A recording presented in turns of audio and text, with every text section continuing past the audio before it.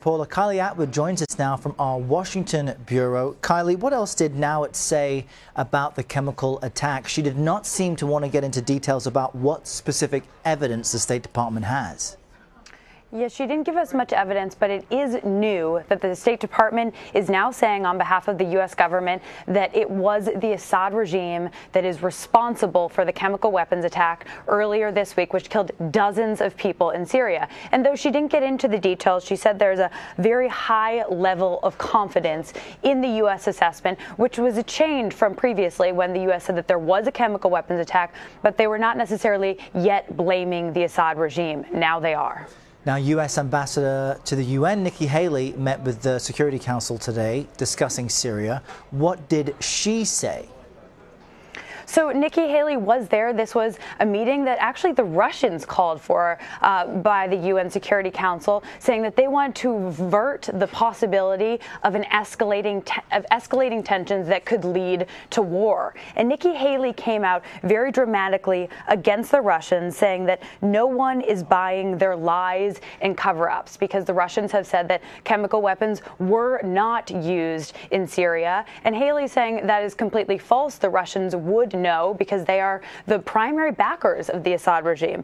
She also said, she gave a staggering statistic, quite frankly, saying that the Assad regime has used chemical weapons in Syria over 50 times, which is alarming, and she's pushing for the international community and the U.S. to make the right decision and stand up and take a stand against the Assad regime in this situation. And so what would that stand look like if we combine what we're hearing from Nikki Haley, from the State Department? What would any action on behalf of the U.S. look like? When might military action take place?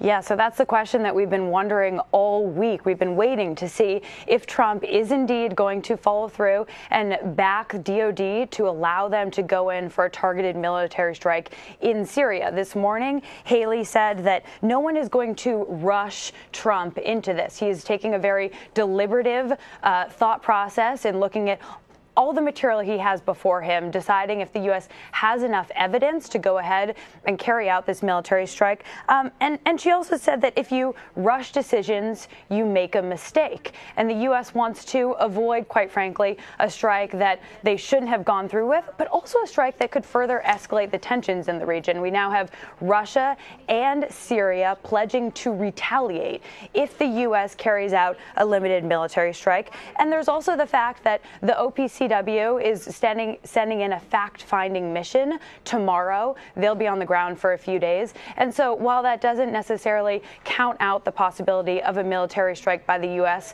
over the weekend, it does make it less likely, because they're less likely to go ahead with a strike while there are UK investigators on the ground. Talk to us about what the rest of the U.S. presence in Syria is, beyond boots on the ground and these possible strikes, because you've done some reporting on the stabilization efforts that have been going on, which may end soon, right?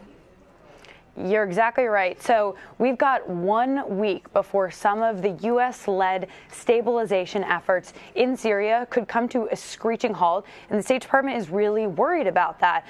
It was the White House that determined that they would halt the U.S. funding for Syria stabilization. It's about $200 million.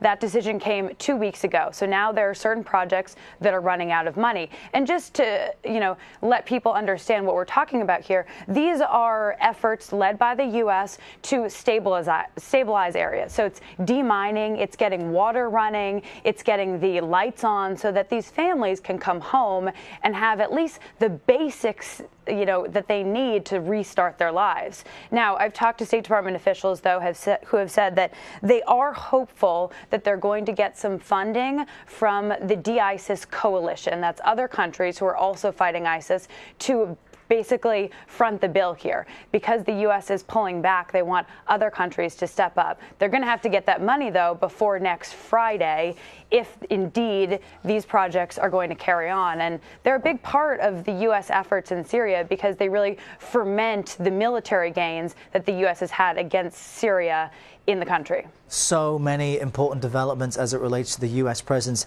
in Syria. Kylie Atwood across all of it for us. Thanks for speaking with us from Washington.